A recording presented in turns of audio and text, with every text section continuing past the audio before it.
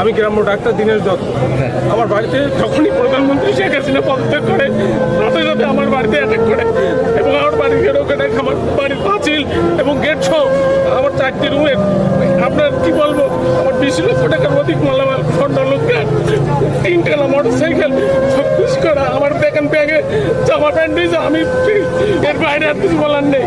আর যদি হামলাকারীদের নাম বলি তাহলে আমার বাড়িতে আমার 14 গোষ্ঠী এই পৃথিবীতে আর থাকবে না। আমরা জানতে চাইলে আমি কি করে বলবো? প্রশাসন আমি বহুবার সেনাবাহিনীর কাছে ফোন করেছি।